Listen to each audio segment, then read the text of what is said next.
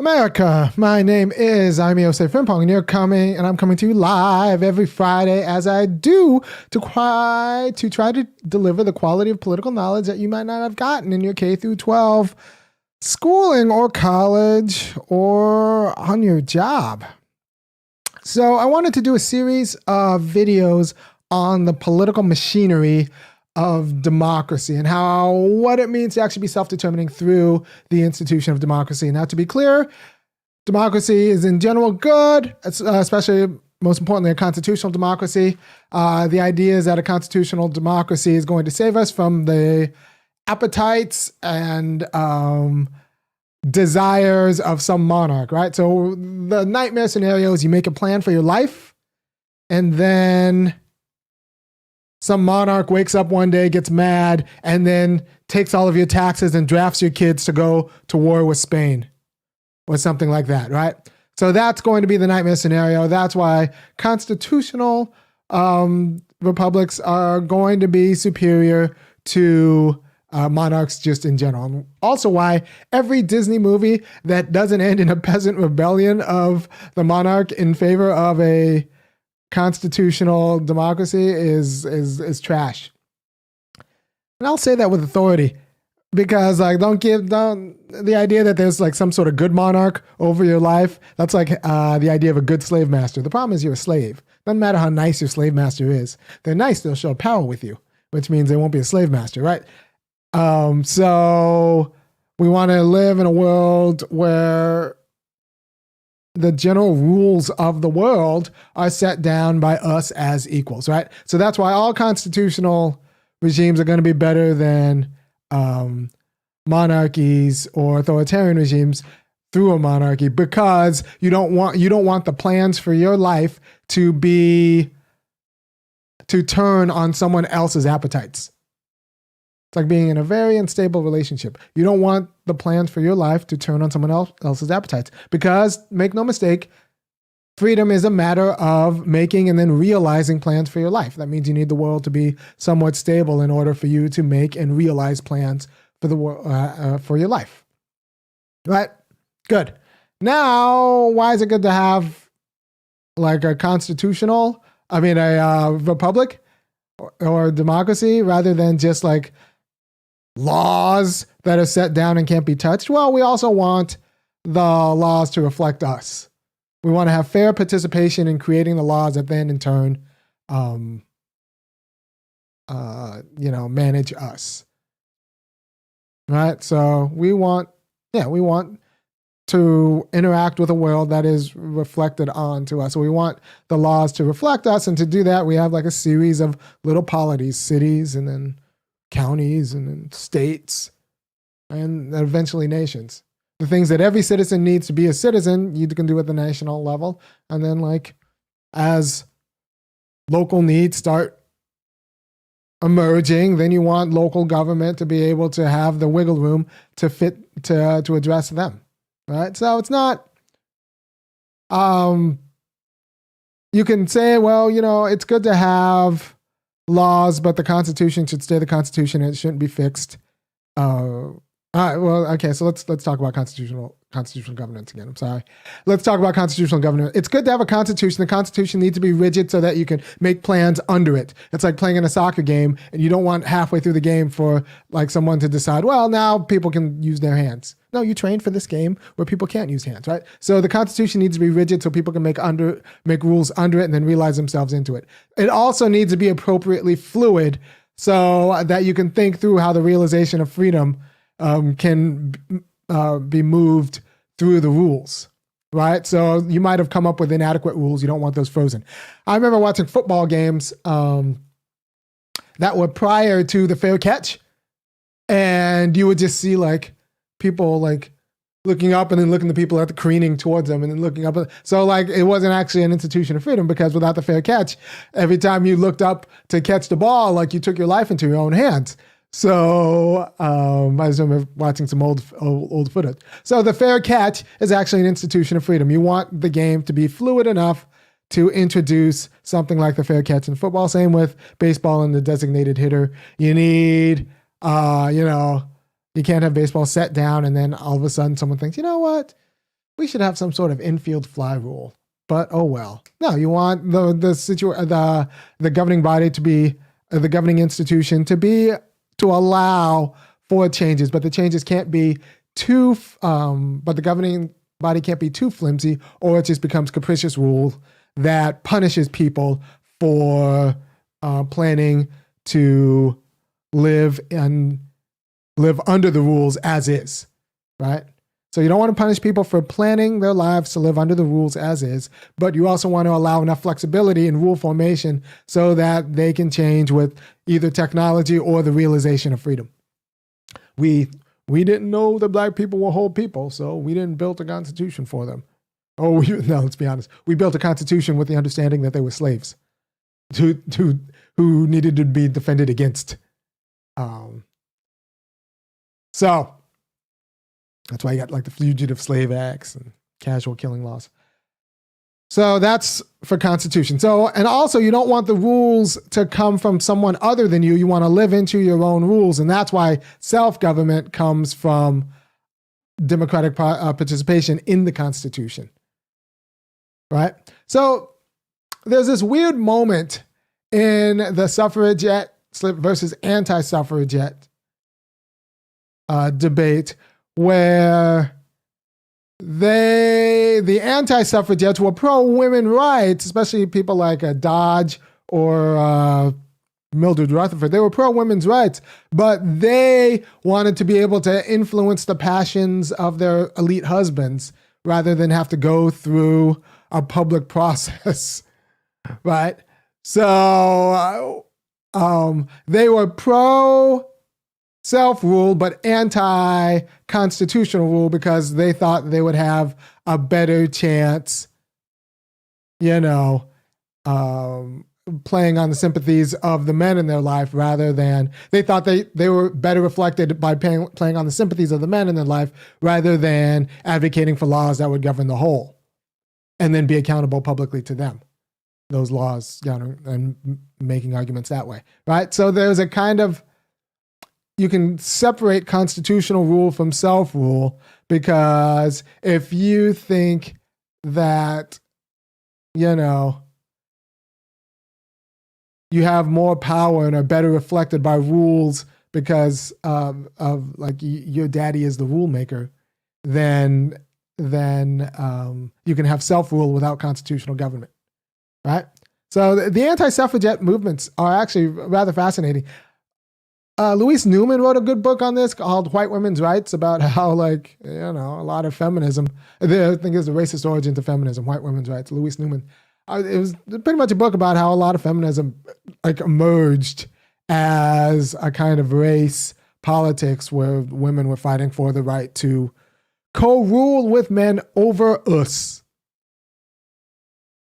And then they plucked out the kind of women who would agree that black men were trash, like Sojourner Truth, right? So they just kind of picked her, and so you have to understand that both on.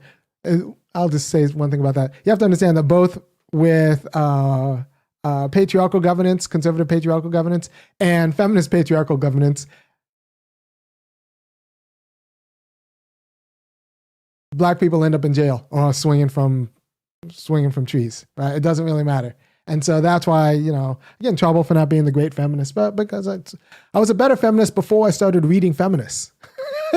Then I read enough feminists and I was like, oh, there's something wrong here. And so I became a less feminist as I started reading more feminists. And people think that, black feminism or womanism is going to fix you. It's not, because the problem is womanhood. And the way we've incorporated womanhood and manhood, by the way, into our politics in a way that's just anti-black. Both manhood and womanhood turns out to be anti-black. So you got to throw them all away. And with that, go ahead, let me hit the beat. To the beat, y'all. Yeah. Sound good to me. Never change the ways for the world or the government. If I was the president, then I would state facts. You leave it up to me, I paint the White House black and it can feature in your front.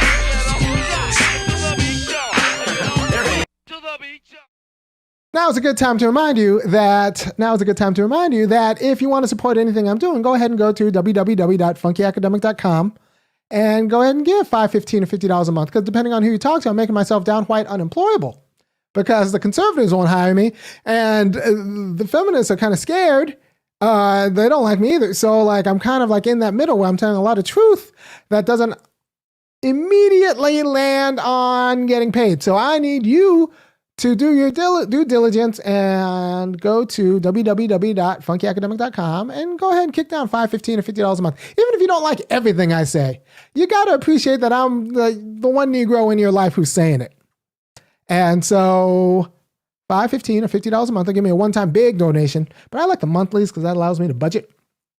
And in these Corona times, there's so much instability. I like the donations. So, the machinery of a democracy is going to where you need to be reflected in the people that make the rules, right? We pick them; they reflect us. That means when we act out into the rules, we act out into something we recognize as ourselves. Like that's so we pick our representatives who are tasked with actually detailing the rules based on their vision for the whole that should reflect kind of our sensibilities about what freedom looks like, honestly. And for that, we need to actually hear what our representatives think about what freedom looks like. This shouldn't be that complicated. However, we have a Congress that's elected every 2 years and congressional people who kind of treat the seat like it's their throne. And we have an electorate that's used to that, right? So, for example, let's take San Francisco. San Francisco, I could do some black leaders who really treat the job as if they own it. It's not the people's job. But let's look at San Francisco because that's the biggest Democrat in Congress right now is Nancy Pelosi. And Pelosi's in a safety Democrat district. And she got that seat pretty much gifted to her in 87 because she was like the richest woman Democrat with free time around, right? So she got it as a Democratic fundraiser who would have parties at her house to because she came from money, she came from a political family, married into even more money, and then would just host fundraisers. And so she was a big Democratic fundraiser in San Francisco. And you do that for enough years, pretty soon you become a congressperson. That's the Nancy Pelosi. I don't think she's ever had a job, which I don't know. You can say, well, she had 5 kids. That's like a job. Yeah, but she had 5 kids as a multi-millionaire, which means that she had nannies and help. So it's not like, let's stop pretending that she got that. Yeah, let's stop pretending that Nancy Pelosi having 5 kids is like you having 5 kids. It's not. Or like me having 3.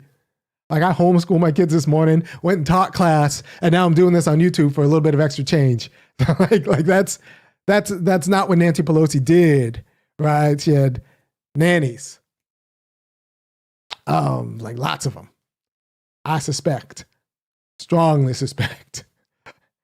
So, and the only reason I homeschool my kid is because of COVID. So I homeschool my kids in the morning and then teaching class in the afternoon and then reading and preparing for this in the evening. That's a different life than Nancy Pelosi led until she got the job in 87 for pretty much being the richest woman everyone knew.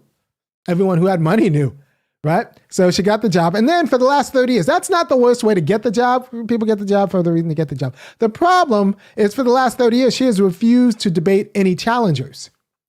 So what does that mean? Should she be term limited out? No, I'm not a fan of term limits just because lobbyists seem to stay. So if you term limit a lot of people out just because they've been there for a while, then the people who have been there for a while are lobbyists who get paid by private interests, not on our side. So I'm not a fan of term limits. I want the voters to decide. I just want the voters to have substance in their decisions. And so what would it take for the voters to have substance in their decisions? I think candidates need subpoena power. Right? If you challenge Nancy Pelosi and you're on the same ballot as she is, you should be able to subpoena her to show up for a debate. The debate could be as simple as you ask her for a question for an hour, and then she asks you for a question for an hour. And it needs to be a public setting, and voters need public access to the answer to the debate. So we need a political media that would cover this debate. Because right now, as it stands, voters are at a disadvantage relative to the party.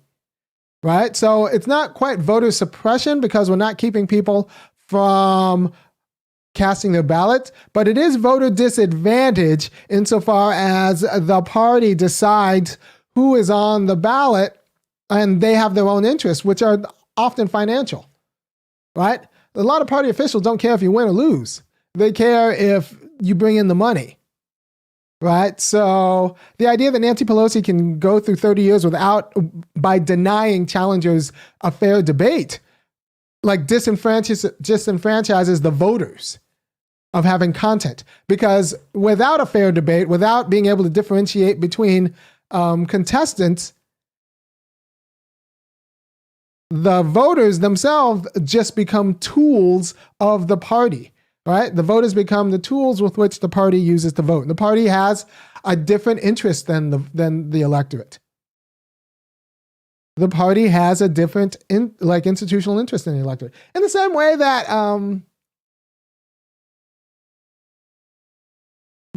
some guys belong to churches and the pastor kind of tweaks the sermon to kind of make the richest person in the congregation feel good because, the pastor needs a salary, the congregation needs a new roof or whatever. And, but at that point in time, when that happens, both the congregation's interests as a whole, and depending on who you talk to, the Lord and Savior's interests, have kind of been misaligned from the interests of the institution of that church, which is just about sustaining itself, right?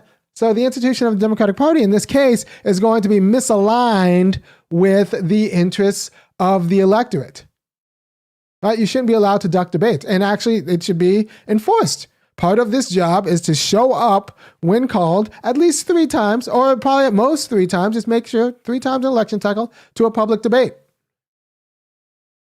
And if you're not willing to do that, then you're not fit to be a congressperson. Like Nancy Pelosi can't even handle hostile interviews. You saw her with Wolf Blitzer, and she got incensed with the ideas that Wolf Blitzer might know more about the pain in America than she does, because she was elected by Americans. Yeah, but she was elected by Americans who didn't really have a choice, right? Like Saddam Hussein, I remember in 2004, maybe it was around there, he was elected. There was a ballot that had Saddam Hussein, yes or no, and I think he got 99% of the vote. We haven't heard about the 1% yet. But it's a sham election because the electorate doesn't have content. Right? So you have to understand that democracy isn't natural. There's nothing natural about democracy, but there's also, doesn't mean it's good, not good. There's nothing natural about electric washing machines. There's nothing natural about chemotherapy. There's nothing natural about, glasses, but I need them to be free. I need them to see, right? So just because democracy might not be natural doesn't mean it's not good. It's actually good because it might be rational, might realize freedom. A lot of dentistry isn't rational. Isn't natural, but it's important. So democracy is not natural. It's rational. That means it's constructed. So you have to think about the machinery that goes into and the care and the institutions that go into democracy. Because it's kind of like a bonsai tree. Right, a bonsai tree or a very fragile flower. It's not gonna be a wild flower. It's very fragile. And so you have all of these institutional conditions for it to emerge that are not going to emerge naturally freely. They emerge through thought and reason. So we need to actually reason through what it would take for the electorate not to be at a disadvantage relative to the party in our Congress. Right, because the class profile of Congress hasn't changed in 200 years. In the beginning, it was landed gentry and independent professionals, because those are the only people who counted in America. And now it's Congress, the profile is landed gentry or old money and independent professionals, the kind of people who can just kind of close up shop for a half a year and campaign. Or be professional politicians who have spent all of their time sucking up to all of the wrong people. Right?